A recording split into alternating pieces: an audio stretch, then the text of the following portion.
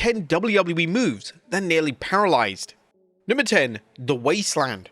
Now on paper, the Wasteland is one of the simplest wrestling moves there is. In fact, the move often received criticism for looking too weak upon execution, and when Wade Barrett switched to the bullhammer elbow, fans were delighted, as Wasteland just wasn't popular as a move. With that being said, the move should be easy to execute safely. However, when Barrett performed the move on super heavyweight Mark Henry, tragedy almost struck live on Raw. Barrett just couldn't get Henry in a correct position, and Barrett almost injured his spine doing the move. The former Intercontinental Champion reflected on the infamous spot during an interview with Ace Odds. "We tried it during the day, it worked pretty well, and then we tried it in the match and it did not work well," he said, admitting it was almost disastrous. "I almost broke my spine. I landed Mark on top of his head and he was very upset with me afterwards. And this was on live TV, getting beamed around the world. Is it the new guy coming in to try and make himself good with the world of wrestling in the locker room, and veterans like Mark Henry and I came in and dropped him on his head," he said. So yeah, very embarrassing. Now both Barrett and Henry were okay, but the spot acted as a sinister reminder that there's a difference between doing a move safely in a rehearsal and doing the move 10 minutes into a featured matchup.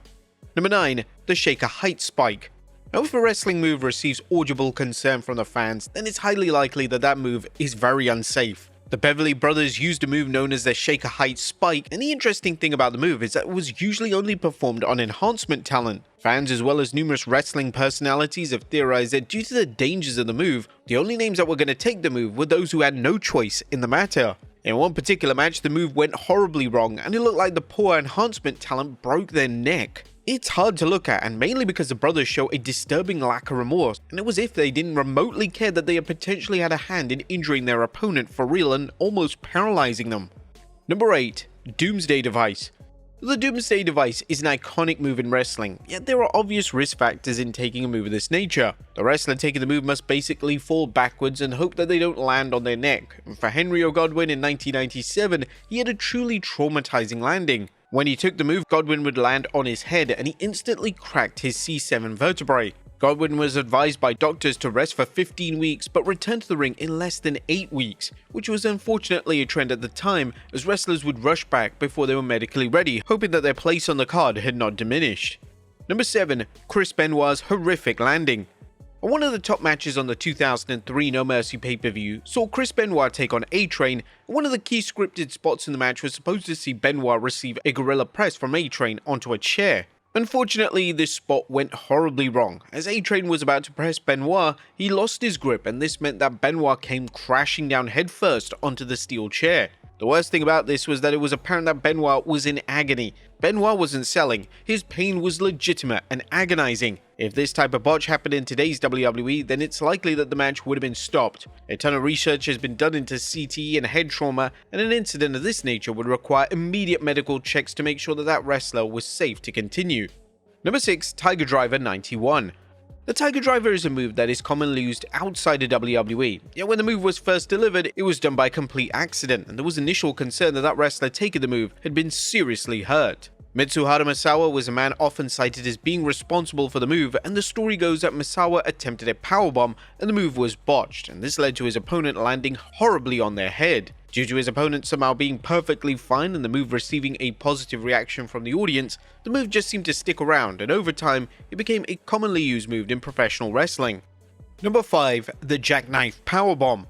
Performing a powerbomb on a smaller opponent should be relatively easy for a wrestler such as Kevin Nash. However, when Nash was tasked with hitting his trademark powerbomb on the Giant, aka the Big Show at the '98 sold-out pay-per-view, everything went wrong. At first, it looked like Nash was going to be able to get the Giant up, however, during the final few seconds, he dropped the Giant on his head. This was the single most terrifying moment in the history of WCW, and there was great concern that the Giant had broken his neck live on pay-per-view. Thankfully, the Giant was okay and he was able to wrestle again. And in typical WCW fashion, WCW decided to turn the botch into an angle and run with the idea that Nash broke the Giant's neck.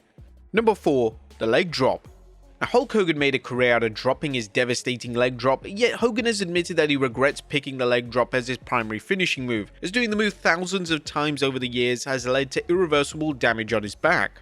According to WWE Hall of Famer Kurt Angle on his podcast, Hogan has had the nerves cut from his lower body and he can't feel anything down below. Hogan had his back surgery again. He had the nerves cut from his lower body. He uses a cane to walk around. I thought he was using a cane because he has pain in his back. He doesn't have any pain. He has nothing at all. He can't feel anything. So now we can't feel his legs, so he has to walk with a cane. That's pretty serious, man. I mean, I really feel for Hogan. He's put his heart and soul into the business, and it ate him up. Let's just say the chances of Hogan ever taking a bump again are extremely slim. Number 3, the Tombstone. When The Undertaker first arrived in WWE, he had issues making sure wrestlers were comfortable taking the Tombstone piledriver. The move looked like it was spiking wrestlers on their head, and when the Dead Man did the move against Mario Mancini, it looked like Mancini had been legitimately injured in the middle of the ring. When The Undertaker performed the move against Koko B. Ware at the Survivor Series pay-per-view in 1990, it looked incredibly stiff. When Taker came back through the curtain, Beware would claim that Undertaker had hurt his neck. The legendary Dead Man added some great insight into this story on his podcast, and he stated that he thought that he and Beware were going to come to physical blows. The very first tombstone that I give is to Koko. I give him the tombstone 1, 2, 3, and he's out. We get backstage and Koko gets me in the hallway and he's giving me the riot act, saying if somebody gives you their body, you gotta be able to protect them. You hurt my neck. I said, Koko, if I hurt you, I am sorry. I really pride myself on being safe and taking care of the guys I'm working with. He kept going, he was pissed. And to the point where I'd apologized all I could apologize for, and that's when I said, I've apologized as much as I know how to. If you're not gonna accept that, then maybe we need to go out in the parking lot and figure this out. The Undertaker would adjust the tombstone in later months, and by the time the Dead Man retired in 2020, he was well established as being one of the safest wrestlers on the entire WWE roster. Number 2, the Bonsai Drop. Whilst Yokozuna was usually safe with his opponents in the ring, he was also prone to putting a little too much force into his finishing move, the Bonsai Drop. If Yokozuna wrestled someone he didn't like or an enhancement talent, he would often make the move look like he was trying to legitimately injure his opponent. Take for instance when he wrestled jobber Dan Dubiel on an episode of Raw in early 1994. When Yokozuna performed the Bonsai Drop, Yoko came down on him with all his full weight. To make matters worse, the referee had to inform Yokozuna that now was the time to get off the poor jobber. Dubiel looked like he was paralyzed in the middle of the ring, but thankfully he was okay and he continued to wrestle for WWE during that week's TV tapings. And number 1, the original Pedigree.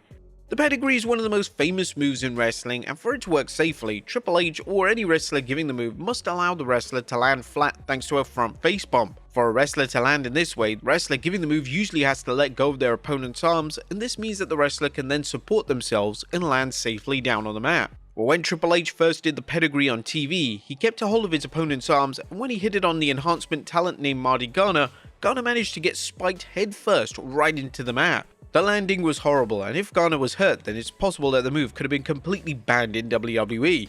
According to Garner, during an interview on In the Weeds, he had genuinely zero idea what the Pedigree was, and this impacted the way he took the move. Hunter was new there, and I was new there. I didn't want to tell him that I didn't know what the Pedigree was. I had no idea what the Pedigree was. And when he said, "Are you good with taking the Pedigree?" I said, "Oh yeah, sure man." When he locked me into it, it felt like it'd be a powerbomb because he was putting my head between his legs. I'm like, okay, I'm gonna kick hard. I didn't think it was a pile driver, but I didn't know what it was. I should have probably asked, looking back.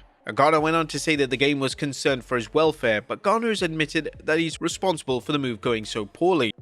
But there you have it folks, 10 WWE moves that nearly paralyzed an opponent. Be sure to leave your comments down below, and I'll see you next time with some more wrestling content.